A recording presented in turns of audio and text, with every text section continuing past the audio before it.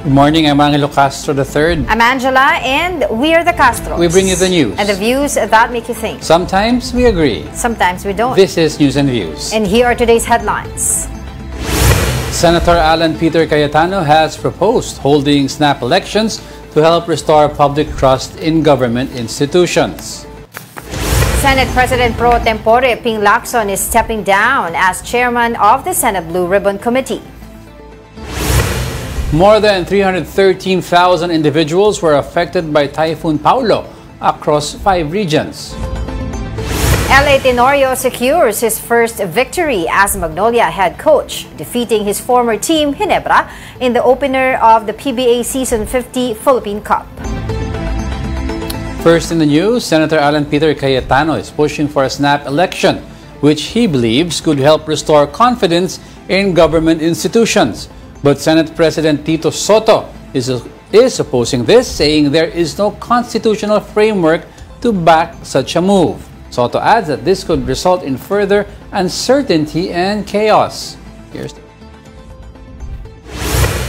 Senator Alan Peter Cayetano has proposed holding snap elections to help restore public trust in government institutions. In a social media post, Cayetano urged all elected national officials, including the President, Vice President, Senators, and members of Congress, to voluntarily step down to pave the way for new elections. Under his proposal, no incumbent official would be allowed to run in the next election cycle, allowing what he described as a clean slate for the Filipino people. Cayetano said the move could serve as a turning point for the country, a chance for renewal and revival if leaders are willing to sacrifice for the nation's good. Instead of calling another people power movement, he said public servants themselves should make the sacrifice by stepping aside. He noted that a string of corruption scandals has eroded public confidence and deepened frustration among Filipinos. Cayetano emphasized that if government officials truly serve the people, they should not fear starting over. He added that true change begins with honesty and the courage to admit when it's time to step down. Cayetano also urged Filipinos to reflect and pray about this possibility.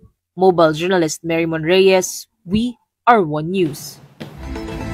Senate President Pro Tempore Ping Lacson announced he is stepping down as chairman of the Senate Blue Ribbon Committee. This is after some colleagues aired their disappointment over the investigation into anomalous flood control projects. Lacson said he respects the sentiments of his colleagues, noting that committee chairs serve at the pleasure of the Senate majority. He stressed, however, that he will continue his fight against corruption in government. Lacson also denied claims that he was shielding certain lawmakers, insisting that he conducted the hearings fairly despite attempts by some to disrupt the proceedings.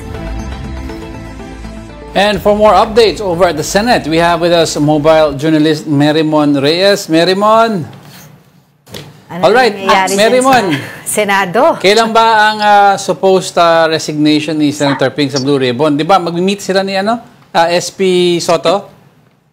Angela, good morning. Yan yung isa sa mga inaabangan natin sa ngayon. At katatanong lang din kanina ng mga media dito kay Senate President Tito Soto kung kumusta nga ba yung kanilang pag-uusap at kung final na ba talaga itong resignation ni Senator Ping bilang chairman ng Senate Blue Ribbon Committee, pero wala pang nabibigay na kasagutan itong si SP Soto. And so far naman, pagdating dito sa parang nagiging kuro-kuro ngayon kung magkakaroon na naman ba ng shake-up sa Senado, kasunod ng mga sinasabing may dissatisfaction daw sa ilang miyembro ng Senado pagtungkol sa paghahawak ng mga committee hearings, especially dito sa Blue Ribbon. Kumpiyansa pa naman si SP Soto sa tiwala at suporta ng majority bloc sa kanya. And patungkol din naman dito, so far ang sinabi kasi last time ni Senator J.D. Ejercito, siya plus other 4 senators, parang nakikita nila na aalis sila sa mayorya para maging independent bloc. Pero kung sakaling sila ay sasama naman sa 9 members ng minority bloc, that would make 14 members. And magiging lagpas ito doon sa kinakailangan lang na 13 para magkaroon ng pagbabago sa liderato. Pero so far, sabi naman ni SP Soto, very confident pa raw siya sa tiwala ng majority bloc.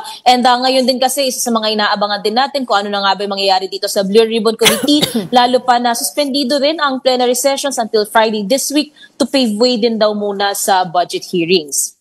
Yes, so Marymon, may chance na i-reject yung pagsi-step down ni Senator Ping bilang Blue Ribbon Committee Chair? That would depend doon sa magiging desisyon ni Senator Ping if magiging final na talaga yun at walang makakapagpabago ng isip niya or if magkakaroon ng changes sa kanyang desisyon na base sa magiging pag-uusap nila ni SP Soto o kaya naman sa kanyang mga kapwa senador. Kasi tinitingnan din dito ni Senator Ping, naka-vest din sa tiwala ng kanyang mga kapwa senador yung kanyang pag-function bilang Blue Ribbon Committee Chairman. So kung sakaling magkakaroon na nga raw talaga ng dissatisfaction, nakikita niya tulad ngayon, itong kanyang pagre-resign sa komite. So titingnan natin yan ngayong araw kung magbibigay na talaga ng final na. Kasi ang sabi ni Senator Ping, inaayos pa raw yung mga kakailanganin, more likely yung pagpapasa ng mga papeles para sa susunod na manunungkulan sa komite, kung ano nga ba yung maiiwan niya para ipagpatuloy ng Blue Ribbon. Sino ba yung nakikita nila na maaaring pumalit dito kay Senator Ping Lacson kung sakasakali siya ay matutuloy nga sa pagbaba bilang chairman ng Senate Blue Ribbon Committee? Angela, even si SP Soto, walang nababanggit pang mga pangalan kung galing ba ito sa majority or kung magkakaroon ba ng magmumula naman sa minority. And so far, even sa mga kapwa senador, wala pang mga nababanggit na pangalan kung sino ang papalit dito kay Senator Ping.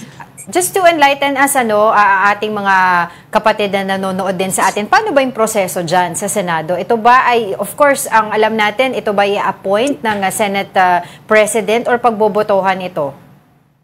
Ang mga committee chairmanship dito ay ina-appoint siya. Same goes din sa magiging co-chairman nito at magiging miyembro ng mga komite. And usually ginagawa talaga to sa pagsisimula ng Kongreso. Pero nakita kasi natin nagkaroon ng shake-up nung nagbukas ang 20th Congress. Unang naupo si Senate President Chis Escudero. So ang naging Blue Ribbon Committee Chair dyan si Senator Rodante Marcoleta. Nagkaroon ng shake-up. Si Senate President Tito Soto naman ang pumalit dito kay Escudero. And then nung nagkaroon na ng realignment din sa committee chairmanship, syempre galing din sa majority block kasi muna yung priority ng makakakuha ng chairmanship. Napunta naman dito naman kay Senator Ping Lacson itong committee chairmanship ng Blue Ribbon. So same goes din, nagkaroon din ng reshuffling o kaya na-maintain naman yung ibang mga committee chairmanships and yun din yung possibly na mangyayari sa ngayon.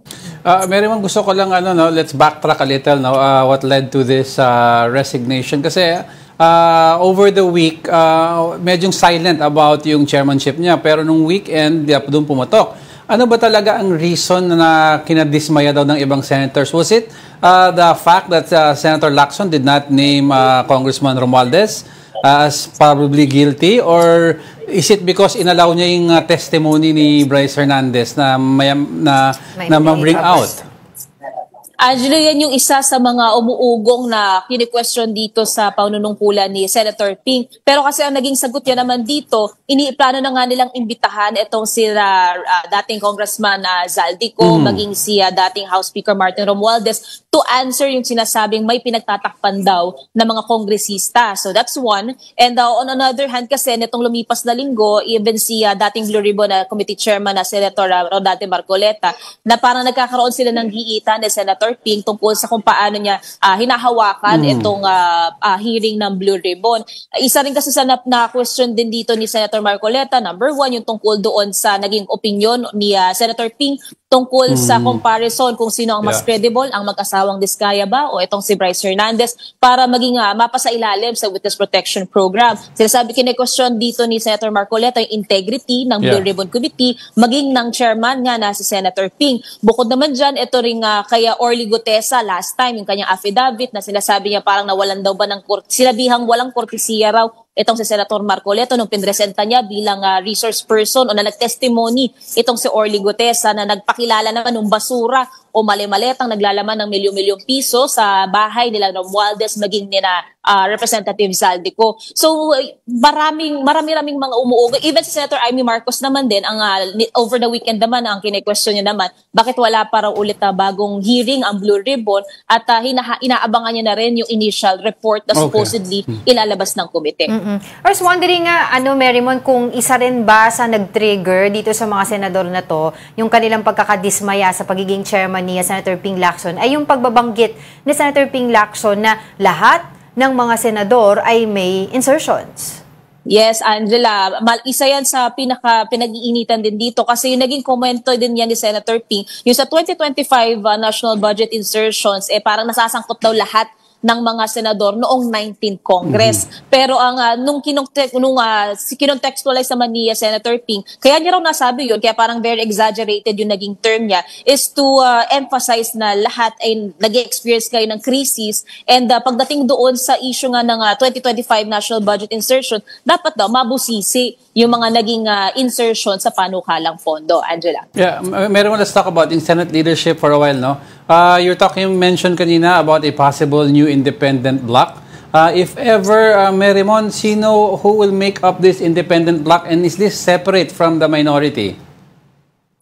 Angelo, so far si Senator J.V. Ejercito yung pinakahuling nagbanggit na siya parang nasa 5 raw sila na mga senador ang nakikita nilang aalis supposedly sa majority, and then bubuo sila na independent bloc. Wala siyang binanggit na mga pangalan, pero so far naman, ang nasabi din dito ni na Senate Majority Leader Mig Zubiri, okay pa naman daw ang majority bloc, kumpiyansaan pa naman itong si SP Soto. So we'll see kung ito ay kung sakali man aalis itong 5 mga senador, kung magiging independent lang ba talaga sila, or kung magkakaroon ba ng paglilipat bakod papunta naman sa minority. At yun nga, kung mahahalo sila, ngayon ang minority, siyam sila. So kung sakali itong 5, sasama doon sa siyam, so that's 14. So maaaring magkaroon na ng pagbabago sa liderato since na-outweigh na nito ang majority, supposedly at present. Kasi Merimon, independents usually wala silang binotong Senate President, no? So ang mangyayari pag nawala ang 5 and they stay true to being independent bloc, we will have now 10 sa majority and 9 sa minority.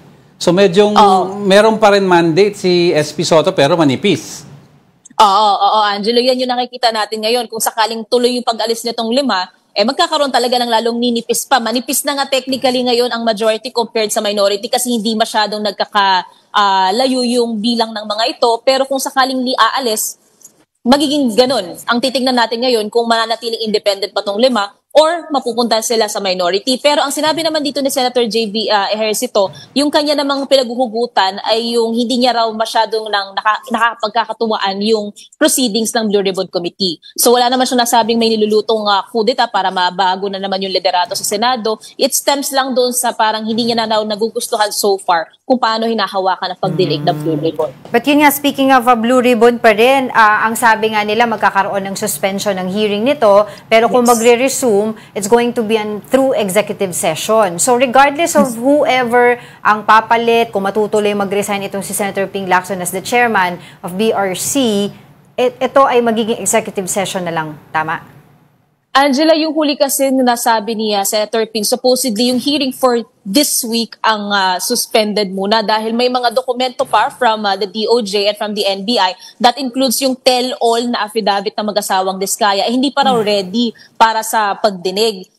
It's also to pave way para sa mga sa hearing ngayon. Budget season din kasi ngayon. So yung mga subcommittee ng finance, tuloy-tuloy din ang kanilang pagdinig ngayong linggo. So yung susunod na pagdinig ng Blue Ribbon, yun yung titingnan na lang natin kung magiging executive session pa ba siya. Pero since possibly kung matuloy yung resignation ni Senator Ping bago ang manunungkulan, so pwede rin magbago yung magiging plano kung mag-schedule ulit ng hearing or magiging Blue Ribbon committee meeting or magiging executive session na lang siya. Yeah, Merimon, quickly, before we let you go, sino yung 5 independent?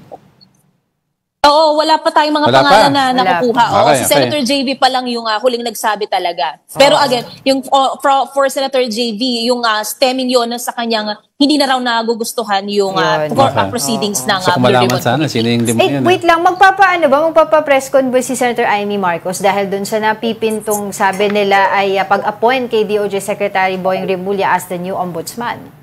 Angela, yan yung inaabangan natin sa ngayon. Actually, alam na natin, ngayon hahabulin natin si SP Soto. Pero yung mga senador, nandito pa rin naman sila. So, mangungulit tayo sa kanila, mga ngalampag. Kasi even yung kay Senator Amy naman, dito naman kay Justice Remulla. So, magiging maaga pa masyado para magsiuwian ng mga tao sa Senado. So Merimon, mangulit ka ha. Hanapin mo kung magkakaroon ng statement. Tsaka gusto ko malaman sino yung 5 yun. Oo, let's see. Alright, maraming salamat sa iyo. That was our mobile journalist, Merimon Reyes, reporting live from the Senate.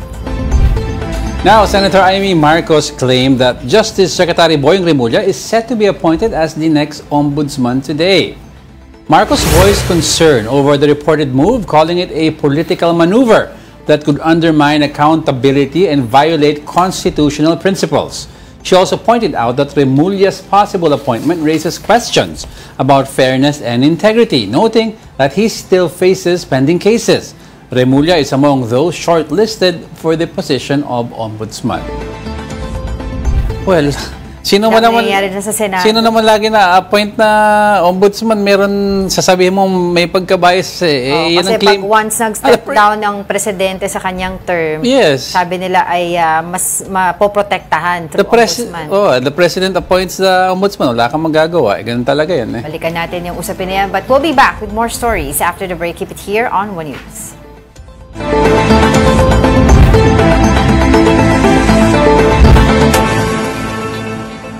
Good morning. You're still watching News and Views here on One News. Senator Risa Hontiveros denied rumors that she had insertions in the Bicameral Conference Committee's version of the 2025 national budget. Hontiveros stressed she made no BICAM insertions, had none in the unprogrammed funds, did not sign the BICAM report, and even voted no on the budget bill. She urged the public not to believe in fake news, saying all her proposed amendments went through proper Senate procedures. The BICAM process has come under fire amid supposed kickbacks involving current and former senators, allegations they have all denied. Now let's get some insights following those developments. We have with us via phone Professor Ed Montayo, President and CEO of Peers. Good morning. Can you hear us okay? Yeah, I can hear you clearly. Good morning. Good morning. Okay, thanks for joining us again. All right. What's happening right now sa Senate? Ano ba yung basa natin dito? Do you think itong possible na pag-resign ni Senator Ping Lacson is to save the leadership of Senator Tito Sotto? Well, actually, related naman lahat yan, no? It's part of the whole narrative, and the narrative simply is it's a war of propaganda, no? Siraan dito, siraan doon, no?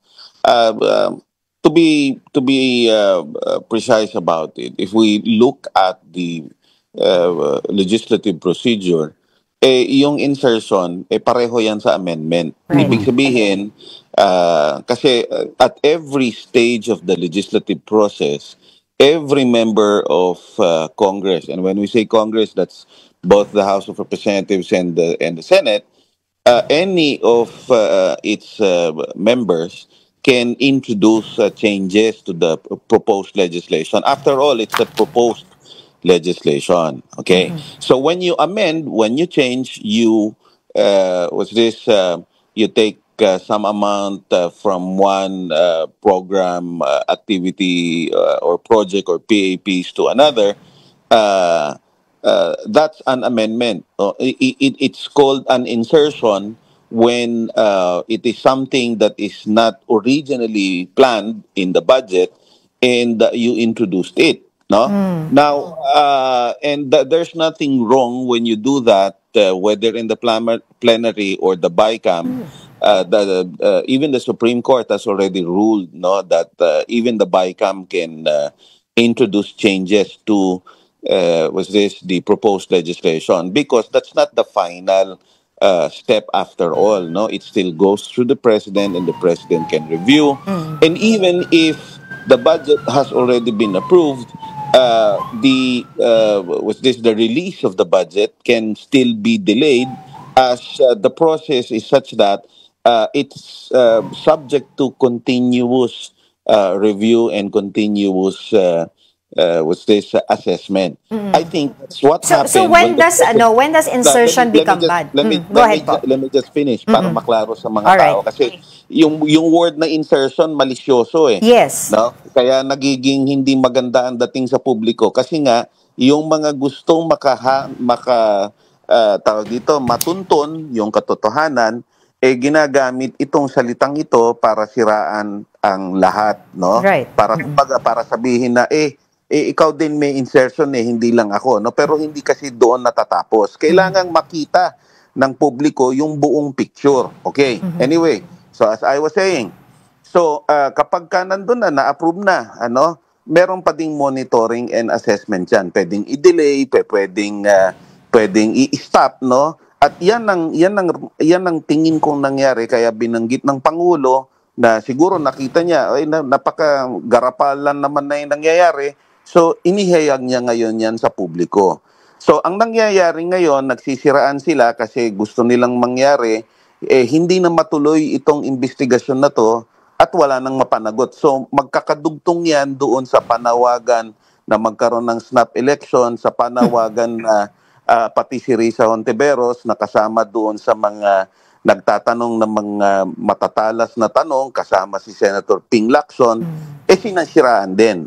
Ang isa pang kailangan nating tingnan dito, away ito ng mga interesadong grupo na kung tutuusin, talaga namang kasama dito sa malawakang pagnanakaw na nangyayari sa gobyerno. Sa madalit sabi, hindi lang dapat sa administrasyon na ito matatapos, no? Nagsimula naman yung nakawan na yan kahit nung una pa. Hindi lang nung nakarang administrasyon, kahit nung una pa. So ito ang problema ngayon kapag lumantad yan lahat sa publiko, talagang halos lahat sila masisira. Yun ang iniiwasan ng karamihan.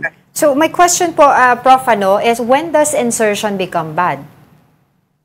Well, insertion becomes bad when, first of all, hindi naman siya talaga kasama. Kasi, before the budget process before the budget is taken up by Congress, nanggagaling yan sa DBN kaya meron kang National Executive Budget, no? NEB, no? So kaya July pa lang yan naghihiring meeting na naghihiring na ang DBM with the other agencies so that it can submit the budget by September to both houses of Congress. Now, ang insertion nagiging masama kung halimbawa naglagay ng 3 trillion na budget.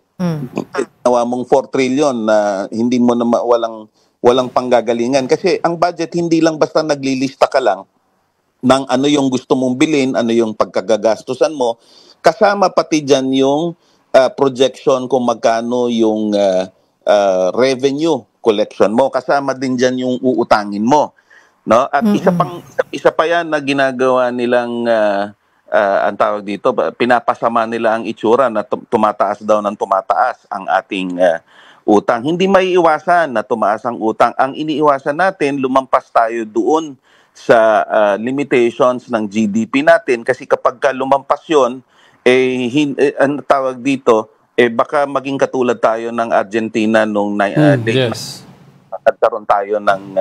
nagkaroon sila ng bankruptcy, no? Yun ang iniiwasan.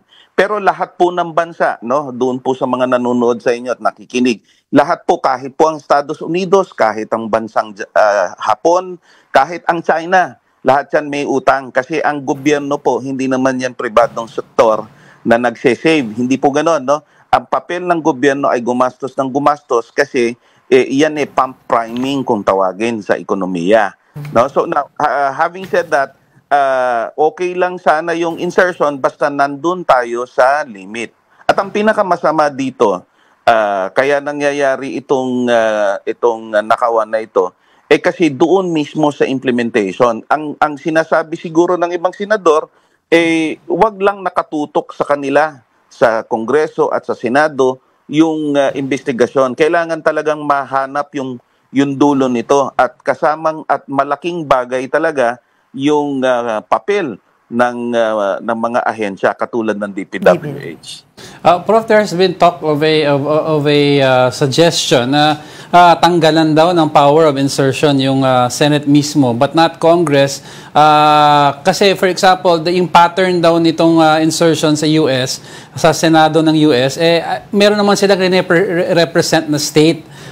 So therefore, the senators would know ano yung projects kailangan. Here kasi, the senators daw don't represent technically a geographical location. So ano po ang tingin nyo dito? Should we at least explore that idea na if ever may projects, iwan na natin sa LGU or maybe the district congressman? You know, it's good that you asked that. No, I don't know if I've mentioned to you before that my whole career has been about understanding constitutional requirements. Yes. And let me just be clear. when we say legislation, that includes amendment, that includes insertion, and so on. That's power of legislation, that's power of policy making. You cannot qualify that. It doesn't have anything to do with whether or not a senator is representing a particular region or is elected at large the way we do it here. What is wrong is that we have not been changing this setup ever. Kaya nga hindi ko na tinatawag na political system, setup lang dahil ang klase ng politika natin tao-tao lang at kampihan. Okay, partisanship. Hindi katulad sa ibang bansa na pagka sinabi mong political party, tunay na organisasyon ito, merong struktura, may proseso na sinusunod. Dito sa atin, hindi ganon. Ngayon, pati yung Senado natin, kakaiba, at sa pag-aaral namin at marami ng mga meeting kaming ginawa, lalo na nung binabalangkas namin yung Federal Constitution, lahat ng nakausap naming mga banyagang eksperto, pinagtatawanan tayo kasi ang Senado natin kakaiba, at kaya ang nangyayari, ang mga nahahalal magkakapatid, yung mga walang magawa sa buhay, at hindi naman kwalipikado, yun yung mga tumatakbo. So kailangan talagang baguhin mo yun, pero not to the point na i-qualify mo yung legislative powers. Mahilig kasi tayo doon sa mahilig tayo sa tingi, yung it's a set up. We really have to change the whole. Ako, nawawala-wala si Prof. Pero magandang discussion to. Alright. We have so much questions. Unfortunately, we don't have much time, but hopefully we can have you again. As usual, maraming salamat po sa inyo, Ed Montayo, President and CEO of Peers. Alright, the Commission on Elections has ordered Senator Chis Escudero to explain a 30 million peso campaign donation he allegedly received from a contractor during the 2022 elections. COMELEC Chair George Garcia said the order was issued on October 3 with a hearing scheduled for October 13. The move follows an admission from Centerways Construction President Lawrence Lubiano that he contributed to Escudero's campaign. Escudero has denied any violation, saying he is prepared to present evidence before the poll body. Let's discuss this further with COMELEC spokesperson Attorney Rex Laudianco. Attorney, thank you for joining us once again. Long time no see. Magandang umaga po, Ma'am Angela, Sir Diego Angelo, sa lahat po ng taga-subaybay ng News and Views. Alright, let's start off. Spokes, yung reply ni Senator Escudero na sinubmit, was it already formally submitted sa inyo? Have you seen it? Wala pa po akong na-receive na info regarding that, but alam po natin na kasama po yun sa proseso na magsusumiti po sila ng explanation. Alright. Attorney, I understand according to COMELEC Chairman George Garcia, na ang lawyer ni Lubiano, yung etong may-ari ng Centerways na allegedly nag-donate po. Actually, inamin na niya po na nag-donate siya sa campaign ni Senator Chis Escudero, has already attended the hearing nung Wednesday and submitted documents and explanation ng kanyang donation. From there on, ano po ba yung mga documents na yon? Opo, yun yung kanyang affidavit po, na reply affidavit or answer po niya doon sa show cause order kung saan pinagpapaliwanag siya why hindi siya dapat makasuhan sa paglabag ng Section 95C ng Omnibus Election Code. Ito naman po, parte doon sa kanyang nasabi, ay yun na rin po kung nasabi niya doon sa congressional hearings na ito po ay personal funds niya. Itong lahat pong ito ay ine-evaluate ng aming Political Finance and Affairs Department. Spokes, I'd like to clarify, when somebody donates and he says it's on a personal capacity but he has controlling power over the corporation, kasi may mga directors na wala naman controlling power Pag may controlling power siya over the corporation at nag-donate siya, is that a conflict of interest? Kung titignan niyo po kasi yung 95C ng Omnibus Election Code na pinagbabawal na contributions, no natural person or juridical entity na mag-contribute doon sa political finance campaign ng isang kandidato kapag siya ay may kontrata or subcontract for goods, services, or infrastructure. Pag titignan niyo po, walang ibang qualification. Napakalawak po kasi, hindi dinetermine kung ikaw ba ay parte lang ng korporasyon, hindi dinetermine kung officer, controlling po ba yung interest mo dito or not. Kasama kasama nga po ito dun sa ilalabas na resolution ng COMELEC kung saan i-resolve po ang complaint at isang bagay na ito. So parang wala siyang specific ruling. In other words, it's a blanket, it's written subject for interpretation kasi ang sinasabi ng iba, yung kontrata naman niya wala sa lugar ko eh. So it doesn't matter kung wala sa area na sinasakupan mo. As long as you're a candidate, you're not allowed to receive kung may government contracts. Tama po, yan po yung sa parte ng contributor, napakalawak niya talaga, walang ibang qualification. And on the other side of Section 95, yun naman pong magre-receive. Ang sinasabi lang po doon, no person, hindi nga po sinabi na kandidato, at lalong hindi sinabi na kandidato kung manalo or matalo. Basta no person shall receive or solicit any contributions from the aforementioned list. So ganun kalawak po yung inilagay ng ating Section 95 sa Omnibus Election Last Code. before I turn to Angel, then sino ang liable sa isang kasong ganito? For example, kay Senator Cheese, who is at fault here? Siguro po ganito, wala muna po tayong specific sa kaso. Okay. But sino ang liable doon sa paglabag ng Section 95? Yes. Dalawa po ang lumalabas dyan. Yung contributor at kapag ito po ay corporations, yung po lumalabas kasi pag sa corporation, wala naman paggamat may sariling juridical entity yan, ang tao pong kumakatawan dyan ay yung mga officers, yung mga directors. So sila po yun. At pangalawa, yung tumanggap na tao, kung sino man po yung mga taong tumanggap at nakinabang po doon sa contributions. Okay. Yun nga yun iniisip ko rin, attorney, baka kasi nga sabihin dahil sa sinabi mo na malawak yung ating batas, baka po ang sabihin talaga, personal itong donasyon. Diba? Yun ang magiging rason nila. Naunawaan po natin yan, pero ang sinasabi nga po natin, napakalawak po nung batas natin at ang tinitingnan po dyan talaga, dalawa yung sinabi, whether you're a natural person or a juridical entity. So pati po yung tao mismo ay pinatitignan ng ating batas. Okay. Now, since sinabi mo, napakalawak ng pagka-interpretasyon, what if sinasabi nila yung wala naman, nakasaad din naman sa batas na bawal ang personal capacity? Kasi it's not specific. I mean, it's subject for interpretation.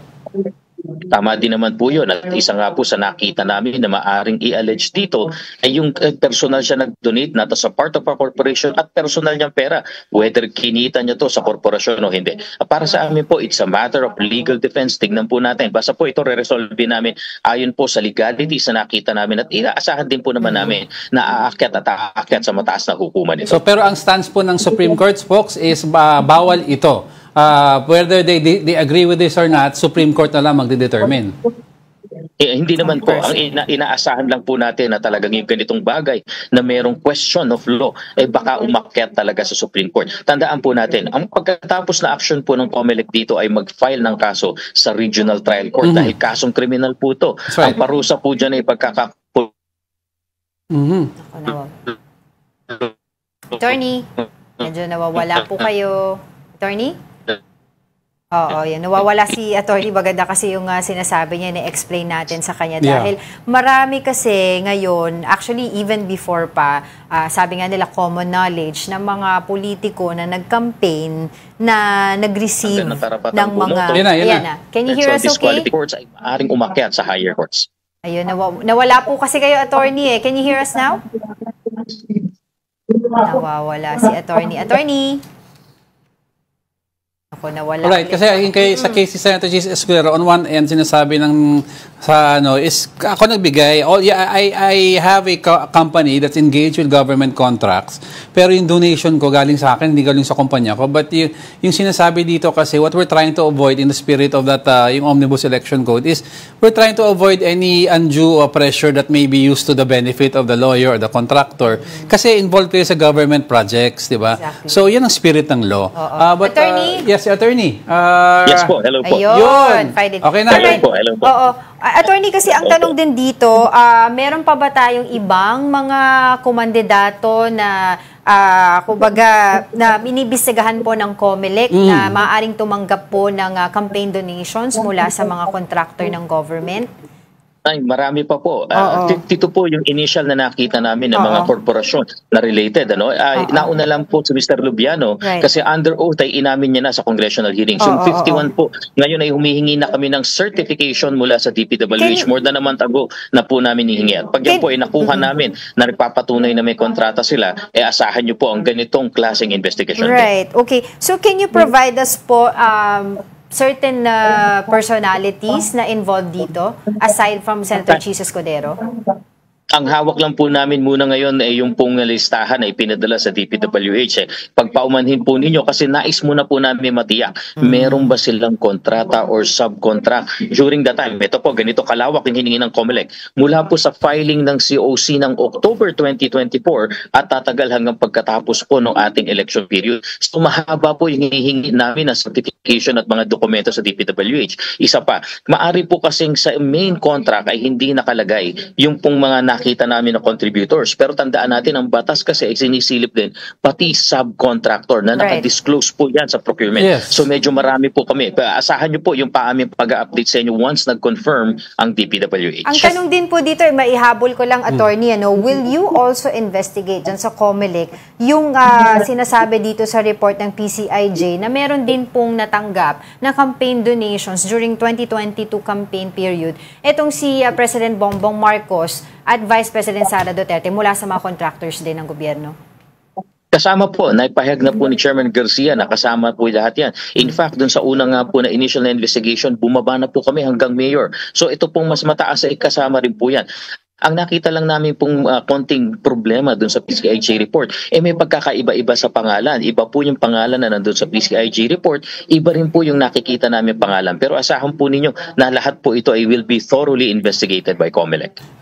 Spokes, I'd like to ask, kasi yung nakasaad yung talking about yung donations, nakasaad doon is with an existing government contract, ang bawal, no? What if mayroon siyang prior contract, tapos na yung project, at the time na nag-donate siya, walang existing project, pero alam mong may chance na mag-bid pa lang. Pag in power or kung manalo itong official, paano yun? Kaya nga po yung limitation na hinihingi po namin mula doon sa filing ng COC at hanggang pagkatapos ng election period. Yan po yung tinitingnan namin para po ito mag-shoot sa intention ng batas. Patungkol naman po doon sa labas sa periods na yan na pinag-uusapan natin whether after na po nananalo, maari pong lumalabag sa ibang batas, hindi po sa election laws. Okay, okay. Okay, so I was wondering, attorney, meron po ba tayong timeline pagdating po sa pag-iimbestiga po natin dito sa mga politiko na maaaring may campaign donations na tinanggap mula sa mga contractors ng government? Kasi I was wondering kung may jurisdiction pa po kayo dahil itong ilan sa mga politiko na to ay nakaupo na sa pwesto at ginagampanan na po yung kanilang mga tungkulin, nakapanumpa na.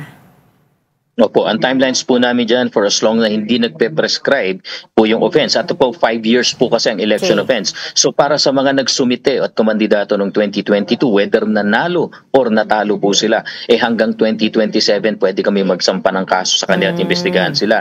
Yung timelines naman po, nagaganap na investigation, malino po ang tagubilin ni Chairman Garcia, tapusin sa lalong madaling panahon, nakakita na ng probable cause, ipa-aproba ito sa Commissioner Bank at agad magsampa ng kaso sa regional trial court. So, go ahead. Anong parusa, anong violation, and of course, let's say for example, medyo humaba po yung investigasyon ng COMELEC at natapos na po yung termino nung iniimbestigahan na politiko. What happens then? Mananatili po yung kaso once nakapag-file po kami ng kaso within the 5-year prescriptive period, kahit po makatapos na yung termino niya, kahit magtagal pa na totol po o nahihinto yung prescriptive period. So yung kapangyarihan ay hindi nawawala sa amin. Patungkol naman po sa parusa, gaya ng nabanggit ko kanina, ang paglabag sa Section 95 ng Omnibus Election Code, whether ikaw yung nag-contribute o whether ikaw yung tumanggap o nanghingi, ang parusa po dyan pagkakakulong ng 1 hanggang 6 na taon, pagkakatanggal ng karapatang bumoto, at perpetual disqualification to hold public office. So in other words, attorney, kung if he's able to serve out his entire term and then later on he's found guilty within that period na binanggit mo, hindi mai-invalidate yung kanyang term but rather he will be disqualified and among others na parusa na pwede niyang tanggapin. That is correct po, no? Dahil may presumption of regularity hanggat hindi po na-impose yung disqualification. Okay, thank you. Sige, taking this opportunity, spokes, natanungin na rin po kayo kung ano bang plano ng COMELEC dun po sa BARM elections na ngayon po ay suspended na. Ngayon nga po, kasalukuyan nagmi-meeting po ang buong komisyon kasama ang mga directors, pati na rin po ang mga field officers namin sa BARM. Dahil pinag-uusapan na po namin ng mga maaring maging kaganapan. Ano ang mga ways forward? Ano ang mga plano namin? Dahil napakaikli po ng period natin. Tandaan po natin, doon sa desisyon ng Supreme Court, inaatasan dalawa, ang Bangsamoro Authority na maglabas ng panibagong batas ng pagdidistrito at saka po magpe-prepare ang COMELEC. So doon sa 5-month period po na dapat magawa namin yung halalan hanggang March 31, napakaikli. At ang reality po nito, baka nga 3 buwan lang ang matira sa amin. Kaya sa maagang paghahanda po namin, tinitignan na namin ano na yung pwede namin gawin in anticipation of the release or promulgation of the new Bangsamoro Autonomy Act. Ayun na nga. Pero mabilisan lang po, spokesperson, yung magkano po ba yung nasayang po sa COMELEC na nagastos sa paghahanda bago po na-declare na suspension po nitong BARM elections? Batay po sa inisyal na pagtataya, nasa 1.2 billion po ang nasayang. Ito po ay katumbas ng pagrerenta ng makina, pag-upa ng mga warehouses, pag-imprenta ng 3 million ballots, ganyan at deployment, ganyan karami po yung nagastos na ng COMELEC. Balikan natin yung usapin na yan pag mas marami tayong oras. But for the meantime, maraming salamat po sa inyong oras, COMELEC spokesperson, Attorney Rex Taudianco. 1 billion. Maraming salamat po. Ilang bahay yun para sa mga natutulog sa plastic sa Cebu? Oh, grabe. Sige. Alright, speaking of flood control, a flood control project in Arayat, Pampanga is under fire after collapsing just a year after completion. Here's a report. This flood control project in Barangay Candating, Arayat, Pampanga has drawn heavy criticism after it was damaged by Typhoon Karina in 2024. It was among the projects inspected last month by DPWH Secretary Vince Dizon. In a statement, Edmarie Construction and Trading, the contractor behind the project, said the project will be completed by next month. They added that around 60 to 70% of the damaged portion has been repaired.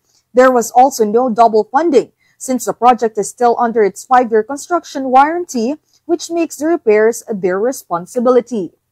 In Candating River, 3 phases of the flood control project were awarded to Edmarie. The first segment, damaged by the typhoon, was completed in July 2023. By 2024, 2 more phases were awarded to the contractor, both reportedly completed and undamaged. According to Senator Ping Lacson, Edmarie received more than 270 million pesos worth of rehabilitation contracts between 2023 and 2024. 6 barangay councilors are calling for an independent probe into the collapse, but the barangay captain apparently has a different tone. Talagang hindi naman po sila uminto sa kakagawa kung paano po ma-resolve yung project na nasira. Based on barangay data, 26 houses stand near the riverbanks, raising continuing safety concerns for residents. Typhoon Paolo battered Casiguron, Aurora, forcing over 1,000 families to evacuate. Meanwhile, relief operations continue in quake-hit Cebu, where residents are still experiencing aftershocks. Here's the report.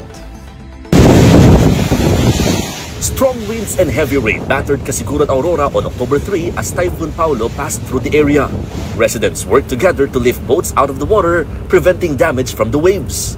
According to the local government, more than 1,000 families were evacuated during the storm.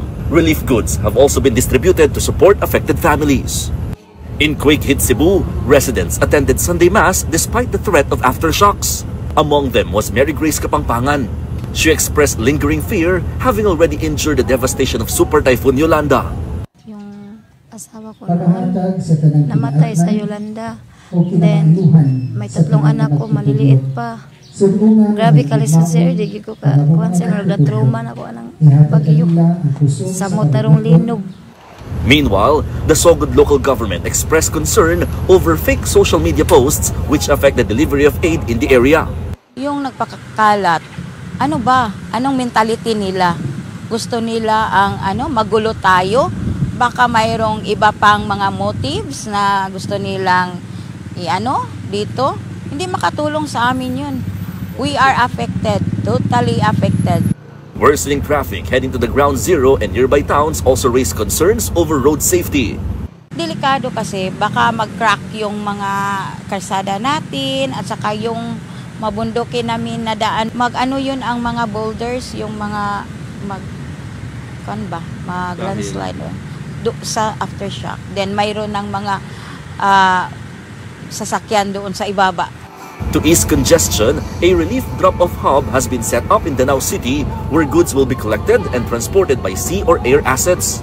As of Sunday, the National Disaster Risk Reduction and Management Council said the reported death toll from the magnitude 6.9 earthquake in Cebu has risen to 71. More than 500 people were injured, while over 100,000 families, or about 400,000 individuals, were affected by the earthquake. However, the agency noted that the count is still subject to validation. For News 5, Mon Gualvez, we are One News. Don't go away, we're not done yet. Stay with us.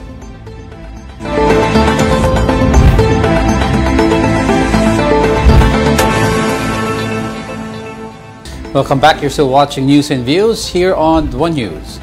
The Catholic Bishops' Conference of the Philippines, or CBCP, has called on Filipinos to observe a National Day of Prayer and Public Repentance amid ongoing calamities and corruption.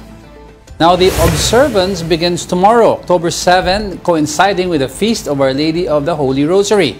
Prayers will be held in churches, chapels, and homes until the Feast of Christ the King on November 23. CBCP President Cardinal Pablo Virgilio David said the action is part of a broader effort to encourage Filipinos to walk together in faith and hope during trying times. Pope Leo XIV has expressed his closeness to Filipinos following the deadly earthquake that struck Cebu and nearby provinces. During his Sunday Angelus, the Pope assured prayers for the victims of the 6.9 magnitude quake. He urged the faithful to remain united in faith and seek the intercession of the Blessed Mother amid the tragedy. Relief efforts continue with dioceses across the country sending aid and the Archdiocese of Cebu launching donation drives for affected communities. Nella sera di martedì 30 settembre un forte sisma ha colpito la regione centrale delle Filippine, in particolare la provincia di Cebu e le province limitrofe. Esprimo la mia vicinanza al caro popolo filippino e in particolare prego per coloro che sono più duramente provati dalle conseguenze del terremoto. In sports, Ateneo de Manila University defeated De La Salle University in both the men's and women's divisions on Sunday in UAAP Season 88. In the men's game, Ateneo held off a furious late rally by the Green Archers to win 81-74. Ateneo's 131-point lead was trimmed to just 5 in the final minutes after being outscored 36-13 in the fourth quarter. But they held on for their first elimination round victory over De La Salle since 2023. In the women's division, the Ateneo Blue Eagles dominated De La Salle 77-58. The Blue Eagles now share the lead with the University of Santo Tomas, both holding 3-0 records in the 8th team field. The PBA holds a grand party to commemorate the league's 50th anniversary. The details in this report by mobile journalist Denise Valdesandro. A golden celebration for a golden league. PBA legends and today's stars were united for the PBA 50 Fellowship Night last Saturday, October 4 at the Meralco Theater in Pasig. It was a night of nostalgia and emotion, with many former stars looking back on their journey inside the league. Four-time PBA MVP Alvin Patrimonio couldn't hide his emotions, sharing that he still misses the game. Very emotional. Thank you sa lahat. 50 years. Of basketball and life. Talagang ganda yung moment na to. PBA kasi, dun tao start. I'm very great, honored and blessed to be a part of PBA at 50. The night also served as a reunion for many, one of which is the iconic Santa Lucia Realtors. Present in the homecoming are former teammates Marlo Aquino and Kelly Williams. Kausap ko lang si Kelly Williams. Alos nagkasabay kami. Until now, naglalaro pa rin siya. So, masaya na makita yung mga dating kasamahan din, mga dating kalaro din. Meanwhile, San Miguel legend Hector Calma shared his hopes for the future of the league.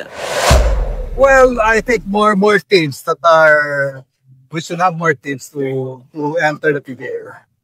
Right now, it's more, yung mga, they're faster, bigger players, but it's, before, we can have a lacking of players. It is good for the league. Also in attendance was sports patron Manny V. Pangilinan, who lauded the PBA for reaching its 50th year and expressed optimism that the season's changes would heighten competitiveness. Well, to begin with, congratulations to the PBA on their 50th year. That's a great achievement that have lasted this long and made a permanent mark on Philippine basketball and lifted Philippine basketball to higher and higher level. We're inviting everybody to watch the games of the 50th year of the PBA, and I think it'll be more exciting. I think the teams will be more even in strength and in competitive spirit this year as it was last year. I think more so this year. Capping off the celebration were show-stopping performances from Gary Valenciano, between Escalante, Martin Rivera, and Bitoy with the drivers. During the program, PBA Hall of Fame members were honored, while the league's 50 greatest players received special recognition to mark the historic milestone. Mobile journalist Denise Valdesancho. We are One News. My God, natuwa ako, and lalo na when I saw, sabi mo, hindi mo kilala? Hector Calma. He's called, Hector the Director, Calma. Kaya Director, dahil napakagaling na point guard yan. 5'7", San Miguel Beermen. Ako, alam mo naman ako, Alvin Patrimonio. Hindi, Patrimonio. Big fan ako ni Alvin, and Pure Foods ako true. But I'm saying, I remember him because nung lumalaban ng RP team patawag nun Laban sa China, yung 5'7" na yung Hector Calma, tinik sa mga 6'6" to 7-footers na mga China. Saya naman to be there sa PBA. Oh, ayan si Hector Calma. Hector the Director Calma. At least siya mukhang fit yung mga iba mukhang may gout na. Si Alvin, si Berel Meneses, mukhang may gout na sila Marlo looks good. Marlo looks good. Actually, all of them naman, they all look good naman. Yun lang nga paika-ika ng iba. Alam natin, Hinay-hinay lang sa baka, mga repapips, saka bulalo. Yan, si Alvin, si Capo. Yan yung last event natin. Di ba yung last event natin? Yes, sa PSBL. Nagkaroon siya ng Sorry. Mamaya na, iba na usapan. Ano sabi mo, El Capitan? Si El Capitan. Isa pang nickname niya? Captain Lionheart. Hindi ko alam. Yan ang original, Captain Lionheart. Alright, before we let you go, I'd like to leave everyone with a quote. Of course, it's also about corruption. Be not angry at the corrupt alone. Be angry at the silence that allows them to thrive. Hayaan nyo silang maging corrupt, kasalanan din natin yan. And that wraps up today's episode of News and Views. Join us again tomorrow. I'm Angela Lagunsan Castro. And I'm Angelo Castro III. We are One News. All sides, all the time.